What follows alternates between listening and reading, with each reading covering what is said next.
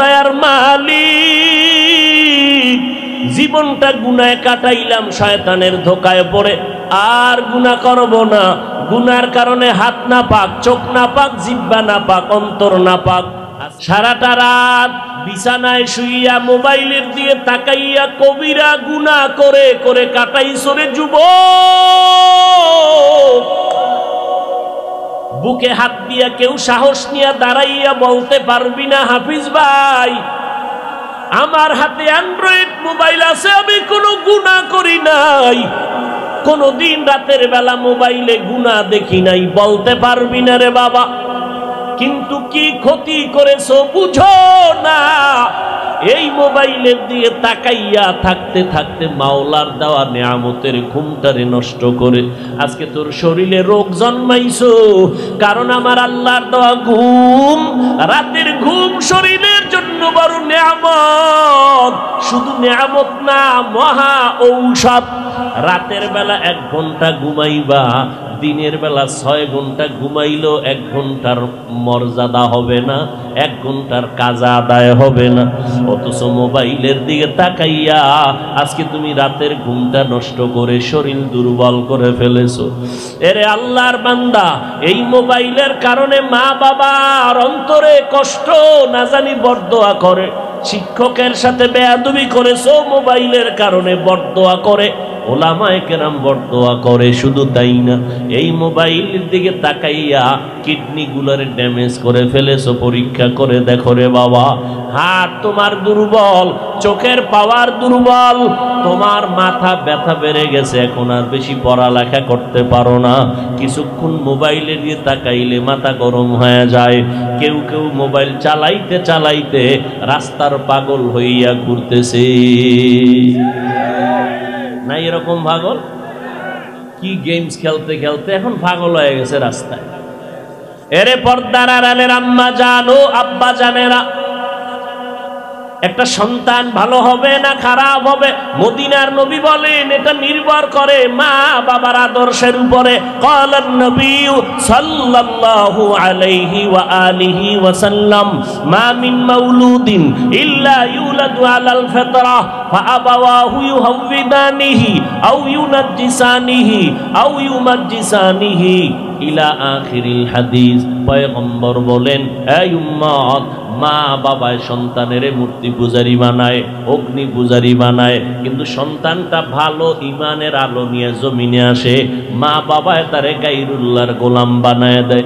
এই জন্য কোরআন শরীফের সূরা আহজাব 67 নম্বর আয়াত পড়ে দেখো রে বাবা, হাসরের ময়দানে আল্লাহ যুবকদের ডাকবে, নামাজ পড়ছনি বলে পড়ি নাই, রোজা রাখছো রাখি নাই, হালাল খেয়েছো খাই নাই কেন? তখন বলবে আল্লাহ আমার কোনো দোষ নাই, সব আমার মা বাবার দোষ হয়েছে। রব্বানা ইন্না আতা'না সাদাতানা ওয়া কুবারানা ফাআদাল্লুনাস সাবিলা। আমার আব্বা আম্মা কোনোদিন নামাজের দাওয়াত দেয় নাই, এজন্য বিশ্ববরেণ্য দার্শনিক ওলিয়ে কামেল ইমাম গজালি রাহমাতুল্লাহ আলাইহি লিখেছেন, প্রত্যেকটা সন্তানের জন্য বাবা মায়ের মধ্যে মা হইল আসল। কারণ সন্তান বাবার থেকে মায়ের কাছে সময় কাটায় বেশি, মাকে দেখে দেখে ফলো করে শিখে বেশি। এজন্য মায়ের আদর্শ হতে হবে ভালো। নবীজি এই জন্য মায়ের মর্যাদা বাড়ায় দিয়েছেন 3 বার। শুধু তাই না, নবী বলেন নারী জাতি জমিনের মধ্যে উত্তম সম্পদ। মায়ের আদর্শ দেখে সন্তান ভালো হয়। এসপি সাহেবের ব্যবহার বড় ভালো, এমপি সাহেবের ব্যবহার ভালো, ওসি সাহেবের ব্যবহার ভালো, চেয়ারম্যানের ব্যবহার ভালো। আল্লাহর কসম, এটা তার ব্যক্তিগত ক্রেডিট না, মায়ের আদর্শ ভালো, এই জন্য ভালো। ওগো নবীর উম্মতেরা,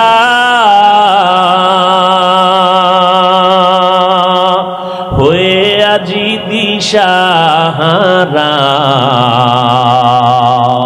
কোরআন হাদিসের চলো যখন যাহা চায় মনে, নবী বিনে কে তরাবে ফুসিরাত মিজানে, নবী বিনে কে তরাবে ফুসিরাত মিজানে। নবী আমার জীবন ভরে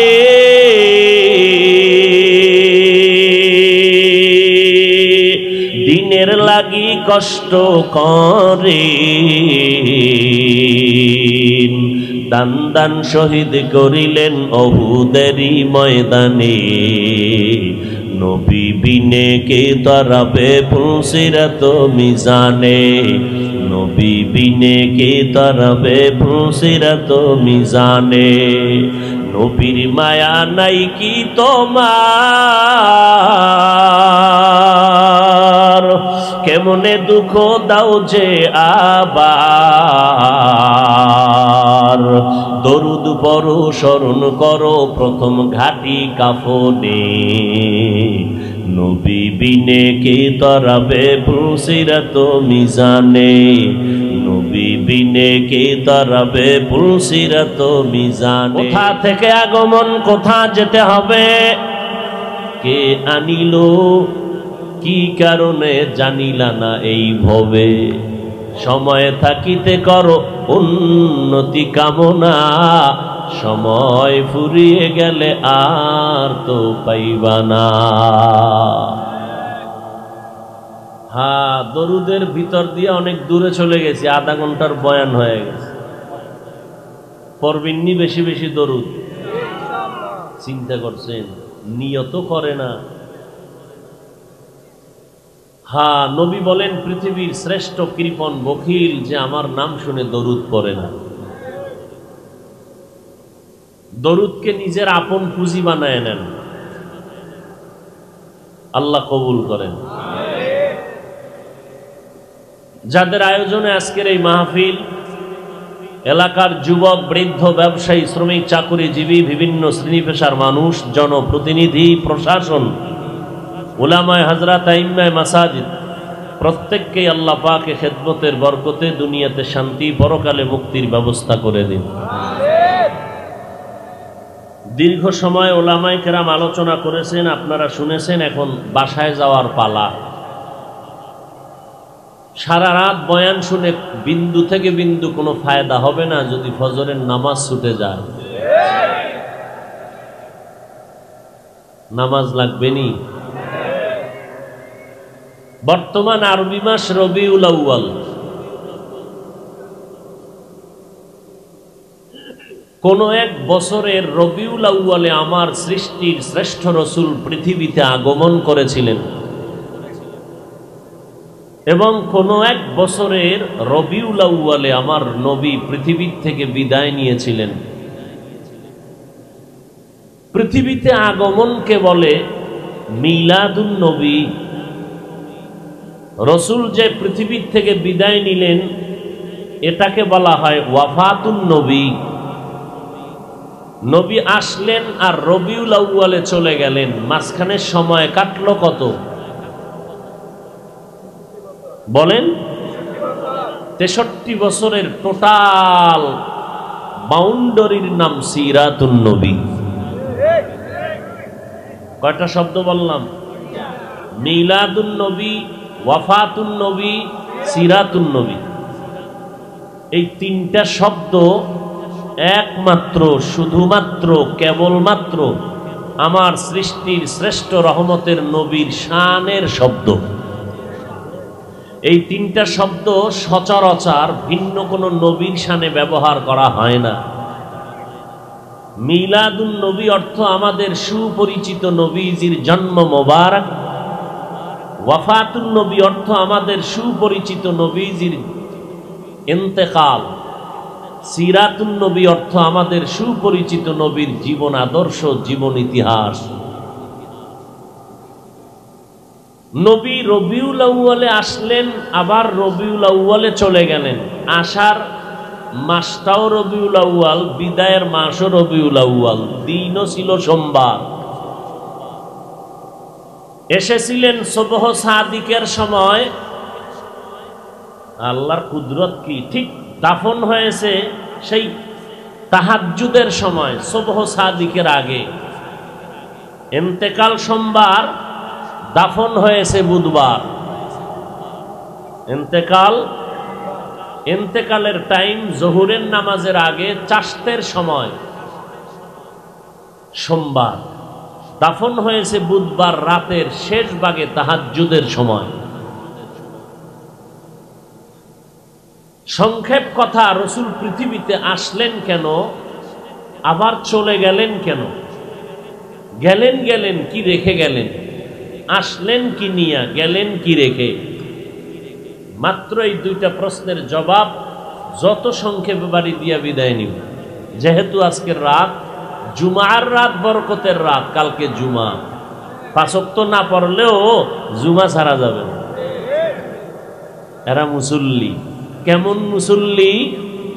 আরাআইতাল্লাযী ইউকাযযিবু বিদ্দীন ফাযালিকাল্লাযী ইয়াদউল ইয়াতীম ওয়ালা ইয়াহুদ্দু আলা তাআমিল মিসকিন ফাওয়াইলুল লিল মুসাল্লিন। আল্লাহ কয়, ওয়াইল নামক একটা নিকৃষ্ট জাহান্নাম আছে, এটা আমি বানাইছি মুসল্লিদের জন্য।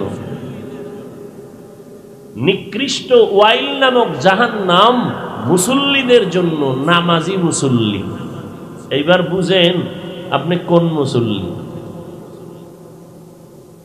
আবার আল্লাহ কোরআনের আর এক জায়গায় বলেন, ইন্নাস সালাতা তানহা আনিল ফাহশাই ওয়াল মুনকার ওয়ালা যিকরুল্লাহি আকবার। নিশ্চয়ই নামাজ সমস্ত পাপের জগৎ থেকে মানুষকে ফিরাইবে, বিনা হিসাবে জান্নাতে পৌঁছাইয়া দিবে নামাজ। বেঈমান আর মুমিনের মধ্যখানে নবী বলেন ব্যবধান হলো নামাজ। বাইনাল আবদি ওয়া বাইনাল কুফরি তারকুস সালাহ। পারে না, বেঈমানেরা নামাজ পড়ে না। কিয়ামতের দিন হিসাব হবে প্রথম নামাজ। আমার আল্লাহ আমার নবীকে শ্রেষ্ঠত্ব মর্যাদা দিয়েছেন, আমার নবীর মতো কোনো নবী নাই।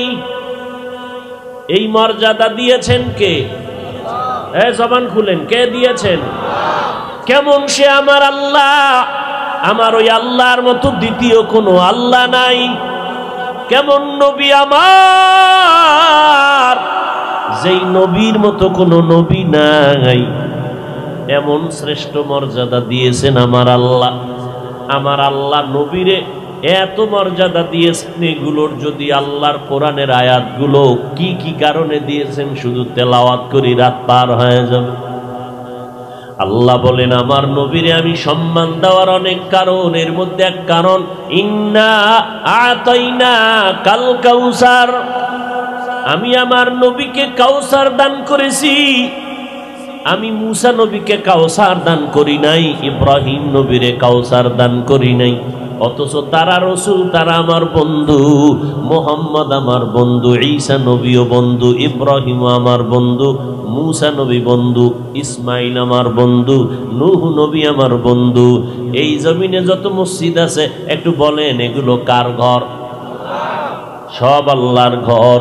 কিন্তু বাইতুল মুকাররম জাতীয় মসজিদ ঢাকার শহরে মিনারা দাঁড়ায় আছে, ওই মসজিদ এটাও আল্লাহর ঘর।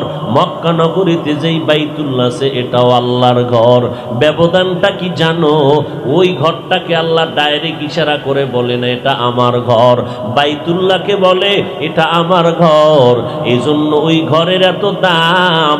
তাকাইয়া যতক্ষণ থাকবা ততক্ষণ আমল নামায় সওয়াব। ইন্না আউয়ালা বাইতিন উযিআ লিন-নাসি লাল্লাযী বিবাক্কাতা মুবারাকান ওয়া হুদা মুবারাকান ওয়া হুদাল লিল আলামিন।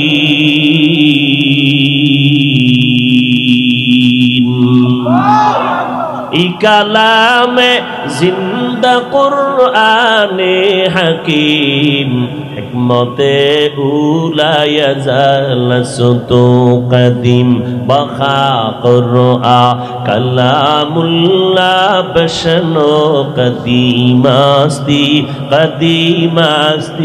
নইনো। আল্লাহ আমার নবীরে কাউসার দান করলেন। এটা এমন এক বড় নিয়ামত। আল্লাহ কয় নবী শুকর আদায় করেন। বলে কেমনে করবেন? ফাসাল্লি লিরাব্বিকা ওয়ানহার। নিয়ামতের শুকর আদায় করার এক নাম্বার কাজ হলো নামাজ আদায় করবে। নামাজ আল্লাহর সাথে মুহাব্বতের বন্ধন। নামাজ নবীকে আল্লাহ নিয়ামত দিয়া বলেন নামাজ আদায় করেন, কোরবানি করেন। আল্লাহ কোরআনে বলেন নামাজ মানুষকে গুনাহ থেকে রক্ষা করবে।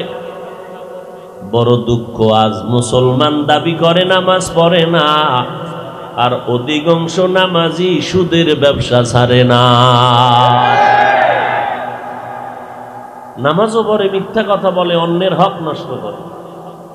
আল্লাহ হেদায়েত দান করুন। মা আতাকুমুর রাসূলু ফাখুযুহু, আল্লাহ বলেন ওই সমস্ত জিনিস আঁকড়াইয়া ধরো যা আমার রাসূল নিয়ে আসছেন। ওয়া মা নাহাকুম আনহু ফান্তাহু, যে বিষয় নবী নিষেধ করেছেন তার থেকে তোমরা ফিরে থাকো। নবী কি নিয়ে আসছেন, কি রেখে গেলেন? আল্লাহর নবী জমিনের মধ্যে আসছেন মক্কা নগরীতে উত্তম আদর্শ নিয়া। কি নিয়া? লাকাদ কানা লাকুম ফি রাসূলিল্লাহি উসওয়াতুন হাসানাহ, আল্লাহ বলেন অবশ্যই তোমাদের জন্য রয়েছে আমার রাসূলের মধ্যে উত্তম আদর্শ। আর কেমন উত্তম আদর্শ? আমার নবীর আদর্শের মতো জমিনে আর কারো আদর্শ নাই। আব্রাহাম লিঙ্কনের আদর্শ, মাও সেতুনের আদর্শ, লেনিনের আদর্শ, কালমার্সের আদর্শ, প্লেটোর আদর্শ, জমিনের মধ্যে যত আদর্শ, আমি এক কথায় বলি সবগুলো নাপাক, একমাত্র আমার নবীর আদর্শই হলো পাক। দুনিয়ার মানুষের আদর্শ নাপাক কেন? তার দিমাগ নাপাক, তার চিন্তা চেতনা নাপাক, আবার খায়ও নাপাক। আল্লাহর দেওয়া হালাল খানা খায় না, মদের বোতল নিয়ে দৌড়ায়। এরপরে খাওয়াটা সিস্টেম অনুযায়ী খায় না, যেটা নিয়ামত ডান হাতে খাবে সেটা বাম হাতে খায়। চা টানে বাম হাতে, বিড়ি টানে ডান হাতে। আছে না নাই? আর আমার নবীর আদর্শ কেন পাক? আমার নবীর জিন্দেগিটা পাক। আমার নবীর ঘাম মুবারক এতটাই যে পবিত্র, আম্মা জান আয়েশা রাদিয়াল্লাহু আনহা বলেন নবীর ঘাম মুবারক বোতলের মধ্যে ভরে রাখতাম, আর বড় বড় অনুষ্ঠানে আমরা মেশকো আর আতর হিসাবে ব্যবহার করতাম। আমার নবীর শরীর মুবারকে মশামাছি পড়া হারাম। সূর্যের আলো যেন নবীর জন্য কষ্ট না হয়, মেঘের খণ্ড নবীরে ছায়া দেয়, দুপার্শ্বের গাছ নবীরে সালাম জানায়। এরে নবীর উম্মতের দল, আমার নবী কেমন নবী যে 63 বছর হায়াতে একটা মিথ্যা কথাও বলেন নাই। আমার নবী উত্তম আদর্শ নিয়ে মক্কা নগরীতে আগমন করেছেন। দুইটা জিনিস রেখে বিদায় নিয়ে গেলেন, আর বলে গেলেন এর উম্মত দুইটা জিনিস রেখে গেলাম, আঁকড়াইয়া ধর। আমি নবী চ্যালেঞ্জ দিয়ে গেলাম, তোর কোনোদিন বিপদ হবে না। তারাকতু ফীকুম আমরাইন লান তাদিল্লু মা তামাসসাকতুম বিহিমা কিতাবাল্লাহ ওয়া সুন্নাত রাসূলি। এক নাম্বার আঁকড়ায় ধরো আল্লাহর কিতাব কোরআন, দ্বিতীয় আঁকড়াইয়া ধরো নবীর সুন্নাত। তুকু যাও সুন্নতে আহমদ কুজা পা মুহাম্মদ কাইবুয়াদ নিসবতরা। আজ এত বয়ান বাংলার জমিনে চলে, ফজরের পরে বয়ান, আসরের পরে বয়ান, জোহরের পরে বয়ান, সারা রাত বয়ান। নবীর শানের এত বয়ান, তাবলিগওয়ালাদের বয়ান, পীর সাহেবদের বয়ান, জুমার দিন খতিব সাহেবদের বয়ান, সবাই বয়ান করে বলে নবীর আদর্শের মালা গলায় লাগাও, নামাজ পড়ো। কিন্তু মুসলমান এত পায়ে ধরে ধরে আলেমরা বয়ান করে, নবীর আদর্শই উম্মত মানতে চায় না। ওলামায়ে কেরাম নবীর পাগল যারা, তারাও মুসলমান, আপনারাও মুসলমান, আমরাও নবীর উম্মত, আপনারাও নবীর উম্মত। আপনাদের আমাদের ধর্ম এক, আপনাদের আল্লাহ আমাদের আল্লাহ এক, আপনাদের নবী আমাদের নবী এক, আপনাদের কাবা আমাদের কাবা এক, আপনাদের কোরআন আমাদের কোরআন এক। দুনিয়াতে আসছি এ সিস্টেম এক, বিদায় হব কাফরের সংখ্যা হবে 3টা, তাও এক, কালার হবে আলাদা। কসবার মানুষ মরলে কাফরের কালার হবে সবুজ, কি হবে? তাবলিগলাদেরটা আর এক কালার। কালার নিয়ে কিলাকিলি কেন? কে সবুজ কে সাদায় নিয়ে কিলাকিলি কেন?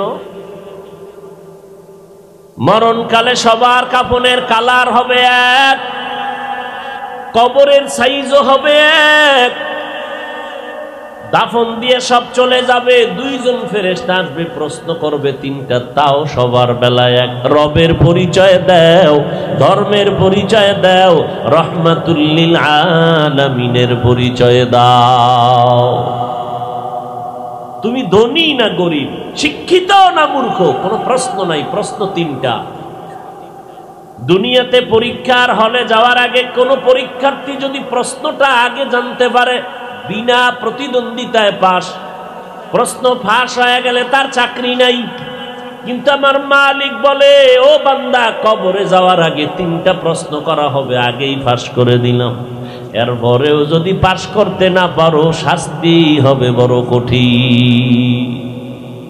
প্রশ্ন ফাঁস করে দিলাম। হিন্দুদের ধর্ম আলাদা, আদর্শ আলাদা, ইহুদির ধর্ম আলাদা, আদর্শ আলাদা, খ্রিস্টানের ধর্ম আলাদা, আদর্শ আলাদা, মুসলমানের ধর্ম এক, আদর্শ তো হবে এক। আজকে আমরা নবীর আশেক, নবীর মোহাব্বতে যারা ওলামায়ে কেরাম চলে, তারা টুপি মাথায় না দিলে ভাল লাগে না, লজ্জা লাগে। আর তুমি মুসলমান, তোমার টুপি মাথায় দিলে লজ্জা লাগে।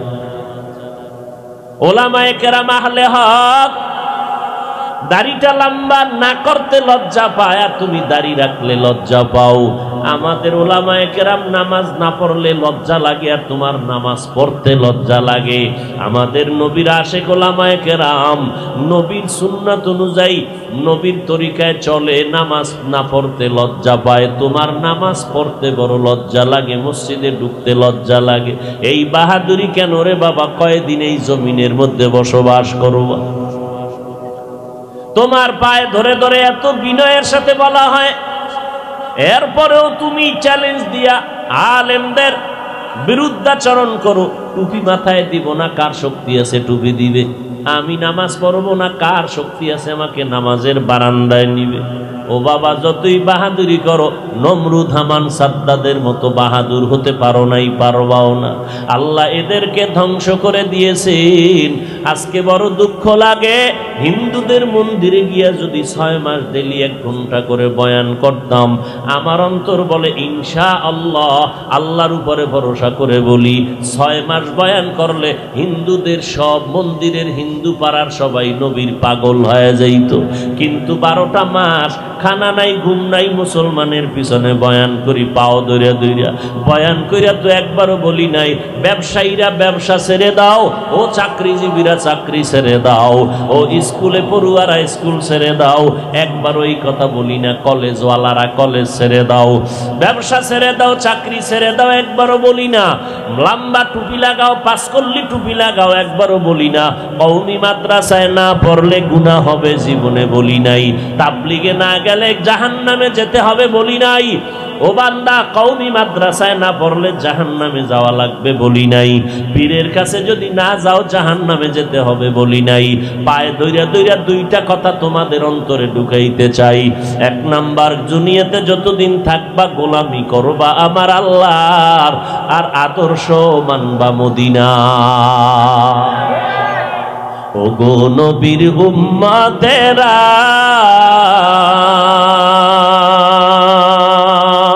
হয়ে আজি দিশাহারা,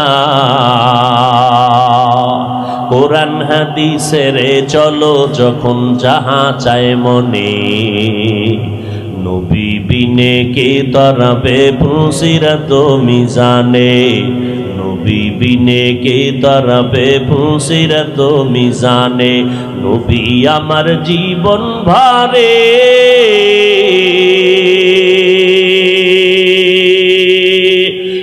দিনের লাগি কষ্ট করে দান দান শহীদ করিলেন অহুদেরই ময়দানে নবী বিনে কে তরাবে ফুলসিরাত মিজানে নবী বিনে কে তরাবে ফুলসিরাত মিজানে নবীর মায়া নাই কি তোমার কেমনে দুঃখ দাও যে আবার দরুদ পড়ো স্মরণ করো প্রথম ঘাটি কাফনে নবী বিনে কে তরাবে ফুলসিরাত মিজানে নবী বিনে কে তরাবে ফুলসিরাত মিজানে। আপনাদের ঘুম আসতেছে মনে হয়? বাঙালির ঘুম আসেনি, গজবের মোবাইল কেড়ে নিছে ঘুম। সারাটা রাত বিছানায় শুইয়া মোবাইলের দিয়ে তাকাইয়া কবিরা গুনাহ করে করে কাটাইছরে যুবক।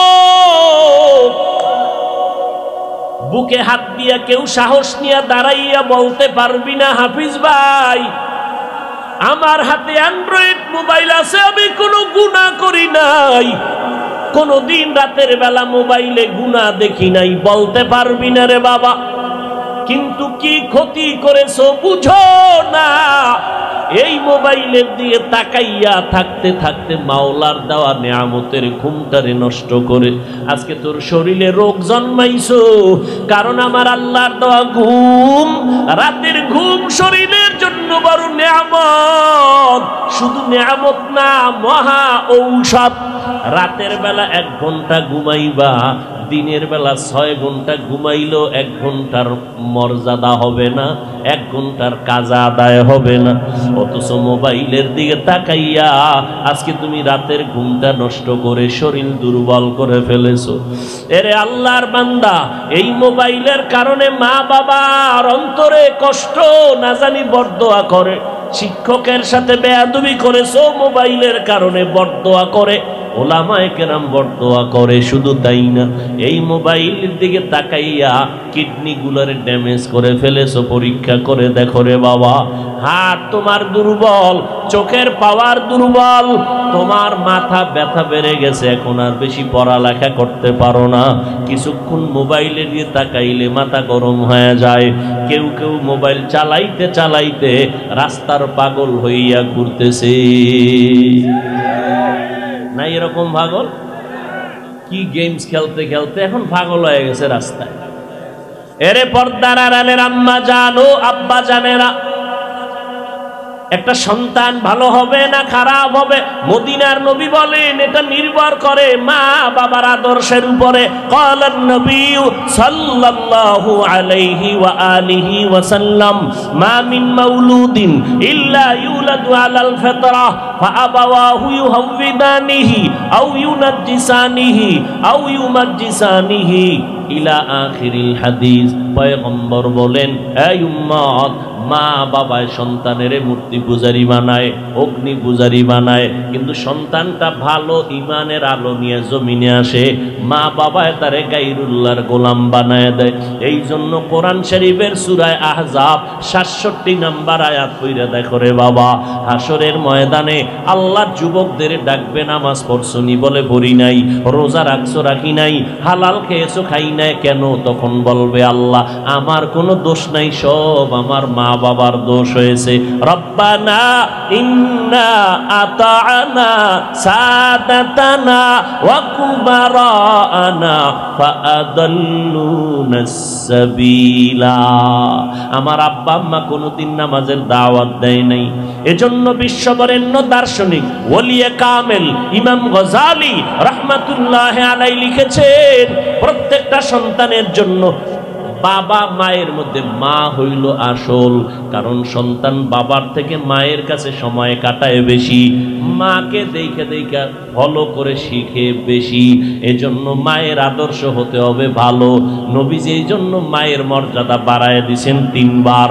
শুধু তাই না, নবী বলেন নারী জাতি জমিনের মধ্যে উত্তম সম্পদ। মায়ের আদর্শ দেখে সন্তান ভালো হয়।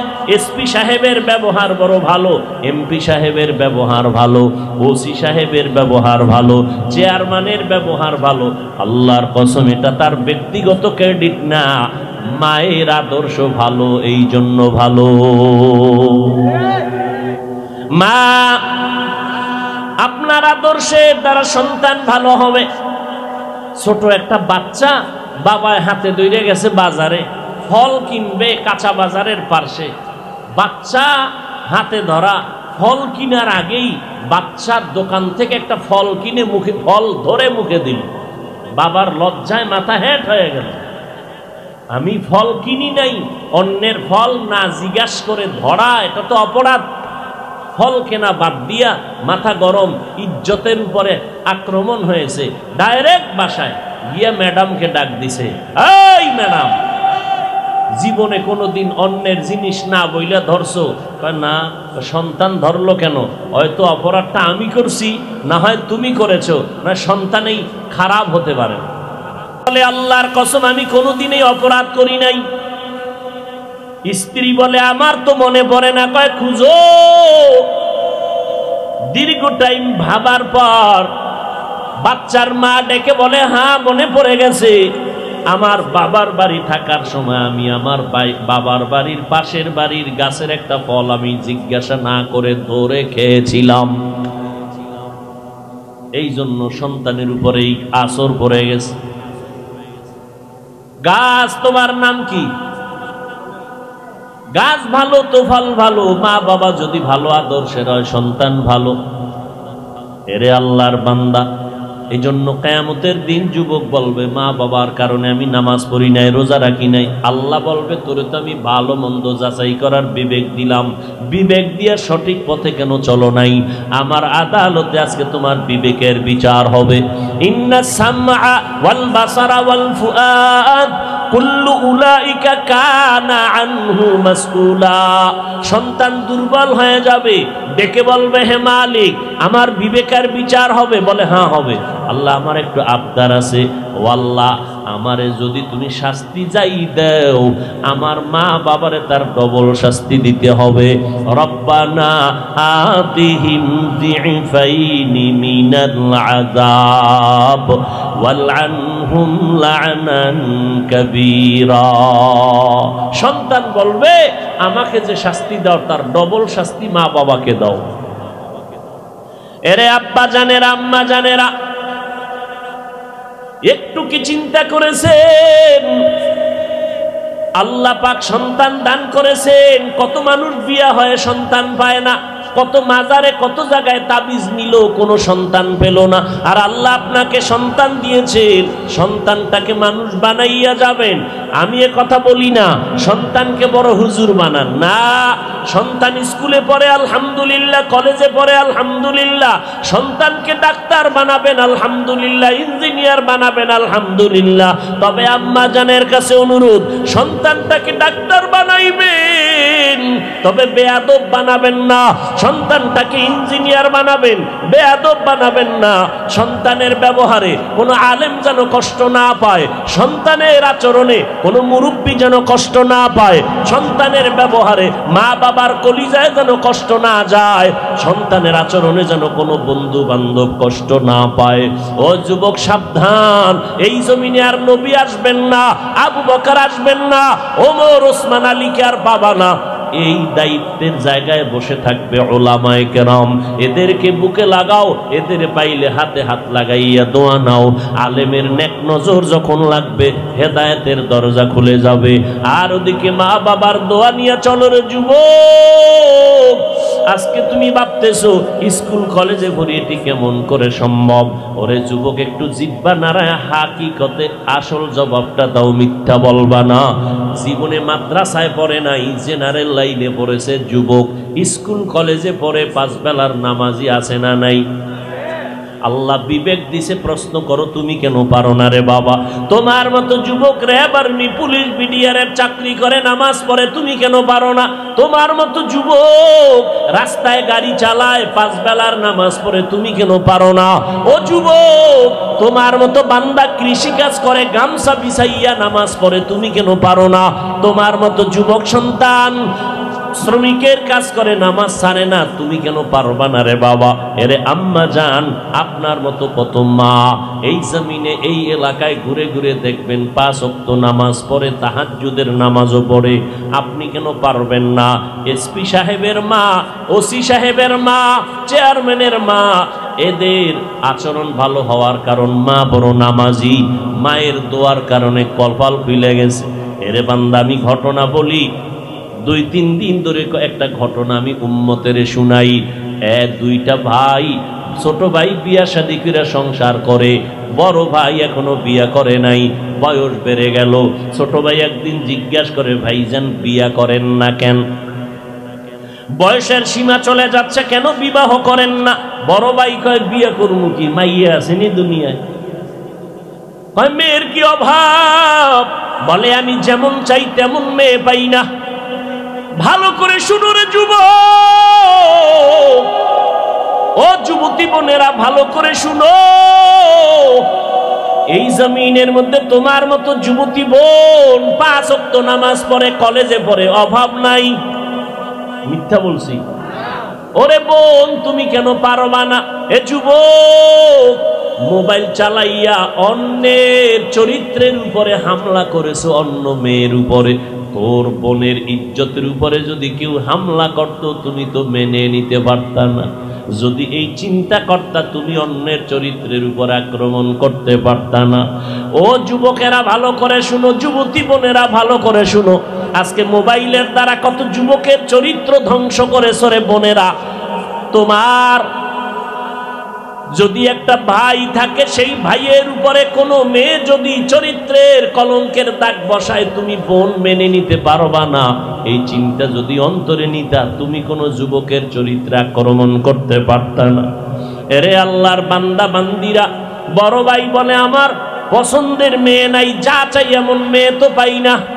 ছোট ভাই একটা সুন্দরী রূপসী সম্ভ্রান্ত পরিবারের মাইয়া রেডি করলো, বড় ভাইরে প্রস্তাব দিল। বড় ভাই খোঁজ নিয়ে কয়, মইরা জামু, এই সম্ভ্রান্ত পরিবারের ফুটন্ত গোলাপ, চাঁদের আলো মুখের চেহারাওয়ালা মেয়েটা বিয়া করুম না। এবার ছোট ভাই কয়, কি মাইয়া চাও বলো, তুমি একটু বলো। বড় ভাই ডাক দিয়া কয়, আমি এমন একটা মেয়ে চাই, আমার অর্ধাঙ্গিনী হবে, আমার স্ত্রী হবে, যেই স্ত্রী আমার হাতটা ধইরা আমাকে জান্নাতের মধ্যে ঢুকাইয়া দিবে। 2 নাম্বার, আমার স্ত্রী এমন আদর্শের হবে, একটা পুত্র সন্তান আমাকে আদর্শওয়ালা বানায় দিবে, যেই সন্তানটা উম্মতের জান্নাতের পথ দেখাবে, মানুষের জাহান্নাম থেকে বাঁচাবে। এই রকম গুণের একটা মেয়ে চাই। ছোট ভাই কয়, বিদায় নিলাম, তোমার কপালে বিয়া নাই। বড় ভাই ডাক দিয়ে কয়, ভালো করে শোন, আমার অন্তরের নিয়তে যদি কোনো ভেজাল না থাকে, আল্লাহর জন্যই যদি নিয়ত করি, একদিন আগে হোক একদিন পরে হোক, আল্লাহ আমার আশা পূরণ করবে, যদি আমার নিয়তে কোনো ভেজাল না থাকে। এই কথা বলে বড় ভাই চুপ হয়ে গেলেন। দীর্ঘ কিছুদিন পরে খবর পেলেন, পাশের এক এলাকায় মাঝে মাঝে একজন বুজুর্গ আইসা মসজিদে থাকে, দোয়া করে, এলাকাবাসীর নিয়ে খতম পড়ে। ওই হুজুর হঠাৎ করে আইসা পড়ছেন। ওই বড় ভাই দৌড়াইয়া গেলেন দোয়া আনার জন্য। দোয়া আনতে গিয়া হুজুরের পাশে পড়ছেন, হুজুর আমার জন্য দোয়া করবেন। কথা বলতেছে, হঠাৎ ইতিমধ্যেই মসজিদের বাহিরের জানালা থেকে পর্দা রক্ষার স্বার্থে একটা যুবতী মেয়ে সালাম দিল। সালাম দিয়ে বলে, হযরত, আমার আব্বা জান ঘরে আছে, অসুস্থ, একটু দোয়ার জন্য আসছে। আমি বাবার একমাত্র মেয়ে, দোয়ার জন্য আসছি। হুজুর বলে তোমার বিয়া হয়েছে কিনা? বলে না হয় নাই। হুজুর একটু দোয়া করবেন। দ্বিতীয় দোয়া, আল্লাহ যেন আমার একটা ভালো পাত্রের ব্যবস্থা করে দেয়। এবার কয় কেমন পাত্র তুমি চাও, কেমন ছেলে তুমি চাও? বলে আমি এমন একটা সুদর্শন, বুঝি না, এমন একটা চরিত্রবান পুরুষ আমি চাই, যেই পুরুষটা আমার হাত ধইরা আমাকে জান্নাতের মধ্যে নিয়ে যাবে, আর একটা পুত্র সন্তান আমাকে উপহার দিবে, যেই সন্তানটার মাধ্যমে লক্ষ লক্ষ মানুষ বিপদ থেকে মুক্তি পেয়ে জান্নাতের পথে যাবে। মেয়েটা এই কথা বলা মাত্র ওই বড় ভাই হুজুরের পাশে বৈশা কথাগুলো শুনলেন। মেয়েটা চলে গেল, হুজুরেরকে ডাক দিয়ে কয় হুজুর আমার অন্তরের তামান্নাও তো এই রকম, যদি আপনি একটু মেহেরবানি করেন আমি মেয়েটাকে বিয়ে করব। হুজুর বলে মেয়েটার ফ্যামিলি বড় গরিব। বলে আমার গরিবের কিছু আসে যায় না, আমি চাই সচ্চরিত্র একটা মেয়ে আমাকে জান্নাতে নিয়ে যাবে, আমাকে পুত্র সন্তান আদর্শওয়ালা বানাবে। হুজুর প্রস্তাব দিয়া দোনোজনার মাধ্যমে বিয়ে করায় দিলেন। এবার স্বামী আর স্ত্রী দাম্পত্য জীবনের কাজ শুরু করলো। ফজরের নামাজে উঠতে একজনে যদি দেরি হয়, স্বামী আগে উঠা স্ত্রীরে ডাকে, স্ত্রী যদি আগে উঠে স্বামীকে ডাকে, উঠো নামাজ আদায় করো। মনে হয় যেন ঘরটা বেহেশতের বাগান হয়ে যাইতেছে। আর মোনাজাতে কয় আল্লাহ নেককার একটা সন্তান তুমি পুত্র সন্তান দিও।